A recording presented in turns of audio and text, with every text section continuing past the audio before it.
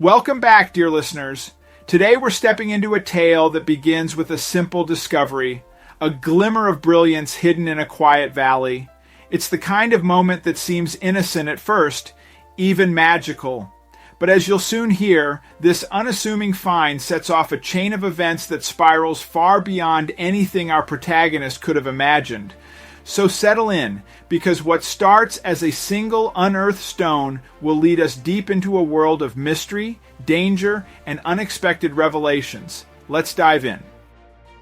In a hidden valley, Tom unearthed a brilliant amethyst. Its beauty left him in awe, but an unsettling feeling crept in. He sought out a jeweler, hoping to unravel its mystery. As he entered the shop, the jeweler's eyes widened, and Tom's anticipation grew. But before we start, smash the like button, and make sure to subscribe if you haven't, and hit that notification bell so that you won't miss any new stories. Sir, please come in. The jeweler, Mr. Alice, said as soon as Tom opened the door. He was holding the amethyst in his hand, and he immediately noticed that the jeweler was already staring at it with a curious expression. For some reason, he thought about putting it back into his pocket and leaving the shop, but he told himself, "Don't be silly. What have you got there?" Mr. Alice asked, and Tom finally opened his hand and laid the crystal on the desk in front of him. He explained where he had found it, and he added, "I have seen many crystals, but this one looks different to me. Could you take a look at it, please?" Of course, Mr. Alice was very interested, and he carefully took the amethyst in his hands. "It is indeed truly beautiful," he said as he inspected the crystal more closely.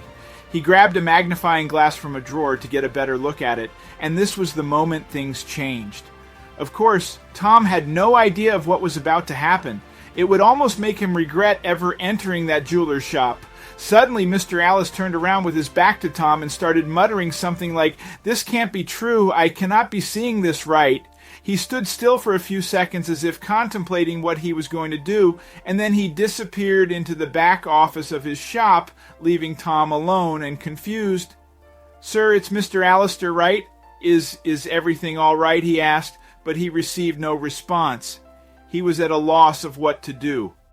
Minutes later, Mr. Alistair finally returned to the shop and took place behind his desk, raising an eyebrow and skeptically looking at Tom. "Oh, there you are. Could I have that crystal back, please? I need to leave. I'm running late for an appointment," Tom told him. Of course, he had no appointment, but he just wanted to leave. However, Mr. Alistair shook his head, and Whaley asked him, "Sir, I have some questions for you. Where did you say you found this crystal?" Tom repeated the same story again, but Mr. Alice didn't seem to believe him.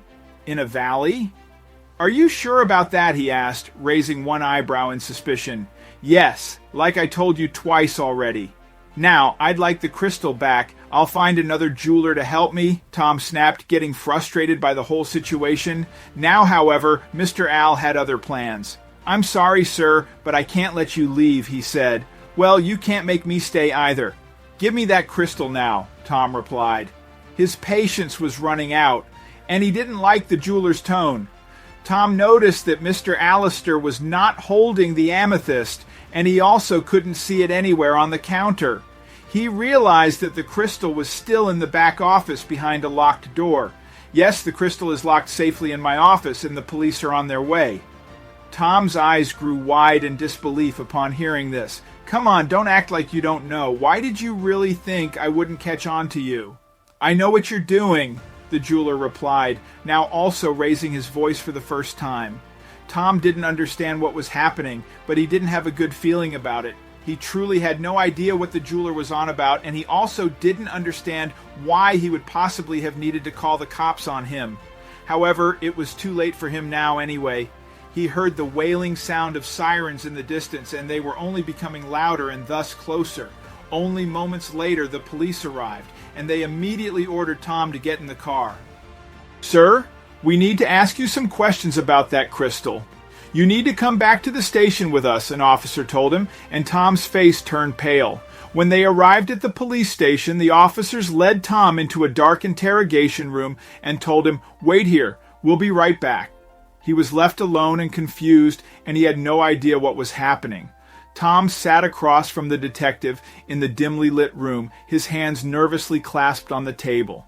"Tell me about the amethyst," he said. Tom swallowed hard. "I found it in a valley while hiking. I swear I had no idea it was anything but a pretty stone." The detective leaned forward, his eyes narrowing. "That amethyst, Mr. Tom, is not just any stone. It's linked to a high-profile case," he revealed. Tom's heart raced as he processed this information. "Your simple find is connected to a major criminal investigation, Tom," the detective continued, his tone more serious. Tom's shock was evident. He felt a growing sense of dread, realizing the depth of trouble he might be in. The detective stood up, signaling the end of the interrogation. "We have a lot to look into, Tom. Stay available for further questioning," he said, his voice firm. Tom was left alone, his mind racing with unanswered questions and fears. As Tom rose to leave, the detective's hand on his shoulder stopped him. "You're not going anywhere yet," the detective said firmly. "That amethyst you found," the detective began, his tone grave, "was part of a famous museum collection. It was reported stolen several years ago." Tom's eyes widened in disbelief. "Stolen? But how could I?" he stammered, struggling to process this revelation. The idea that he had unwittingly stumbled upon a piece of lost history was overwhelming. Tom felt the walls closing in as the detective outlined the complexities of the case. "Even if you didn't know, it's hard to prove your innocence," the detective said. Tom's mind raced. Despite Tom's fervent protest, the decision was made. "You'll be staying with us for a while," the detective declared. Tom was escorted to a holding cell. The reality of his detention setting in, he was a captive in a situation he couldn't understand, a nightmare that had spiraled far beyond a simple discovery in a valley. In the holding cell, Tom was presented with the growing evidence against him. Witnesses near the valley, similar amethyst found in your possession, the detective listed. Tom felt a sense of injustice swell within him. "But I'm innocent," he pleaded, his voice echoing off the stark walls. The evidence, circumstantial as it was, painted a damning picture, one he struggled to refute. After what felt like an eternity, Tom was released due to insufficient evidence. "You're free to go, but don't leave town," the detective warned. Stepping out of the station, Tom felt the weight of suspicion still hanging over him. Once home, Tom's thoughts raced, feeling trapped and desperate. He knew he couldn't just wait for the truth to surface. "I need to find out where this amethyst really came from," he resolved. Tom started his investigation, poring over maps of the valley and researching the history of the area every night. His small apartment transformed into a makeshift investigation hub with notes and photos spread across every surface. As Tom pondered his next move, he was approached by Linda, a journalist who had been following his case. "I think you're onto something and I want to help," she said, with a determined look in her eyes. Surprised yet relieved, Tom welcomed her offer. Together they formed an unexpected alliance in the pursuit of the elusive truth. Tom and Linda worked tirelessly, sifting through old records and news articles. They uncovered evidence linking the amethyst to a heist orchestrated by a now defunct gang. Their investigation took a darker turn as they unearthed connections to high-ranking individuals. "This goes much deeper than we thought," Tom remarked, looking over Linda's shoulder at a web of names and connections.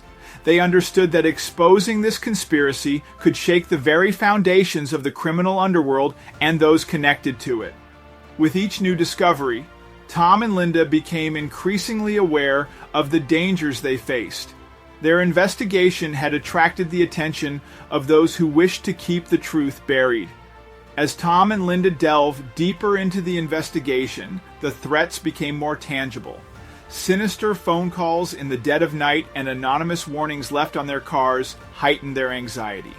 "We must be getting close," Linda whispered, her voice tinged with both fear and determination. The closer they got to the truth, the more dangerous their quest became. The intimidation escalated as they uncovered the involvement of influential figures. Shadowy figures followed them, and veiled threats were made against their loved ones. The breakthrough came when they obtained a secret recording of a confession from a key figure in the heist. The voice in the recording detailed the planning, execution, and aftermath of the amethyst's disappearance. Pushing for justice, Tom and Linda navigated a complex web of power and corruption. They were careful, knowing that one misstep could jeopardize everything. In a stunning turn of events, an expert analysis revealed that the amethyst Tom had found was a masterfully crafted replica. This revelation sent shockwaves through the investigation, overturning many of the assumptions they had made. Tom and Linda were stunned, realizing the depths of deception involved in the case were even greater than they had imagined. This new revelation about the replica amethyst opened up unexpected avenues in the investigation. Tom and Linda revisited the evidence, seeing it in a new light. They realized that the replica was a deliberate misdirection, a key piece in a much larger puzzle. With the discovery of the replica, Tom's innocence became increasingly apparent. The evidence that had once seemed to implicate him now pointed to a more complex scheme in which he was merely an unwitting participant. As the police reopened the case with the new information, Tom looked forward to turning the page on this chapter of his life, hopeful for a future free from the shadow of suspicion. Sitting alone in his quiet apartment, Tom reflected on the journey he had been through. The ordeal had changed him in ways he had never expected. He was no longer the naive man who stumbled upon a strange amethyst in a valley. He had become more cautious, more aware of the complexities of the world around him. Tom decided to keep the replica amethyst as a symbol of his journey. It would serve as a reminder of the ordeal he had endured, the lessons he had learned, and the strength he had discovered within himself. Though his name was cleared, Tom knew that some mysteries remained unsolved. Who had crafted the replica and why? Where was the real amethyst? These unanswered questions lingered in his mind, a reminder that some aspects of any story may remain hidden, elusive to even the most determined seeker of truth. With the case behind him, Tom looked forward to the future with a fresh perspective. He felt as though he had been given a second chance at life, an opportunity to start anew with the wisdom gained from his ordeal. As his story neared its end, Tom reflected on the journey he had undertaken. The story concluded with Tom poised at the threshold of a new chapter in his life, forever changed by his extraordinary experience. With the mystery of the amethyst resolved, he felt a sense of closure and readiness to move forward. He stepped into the future with confidence, carrying with him the enduring lessons of his incredible adventure.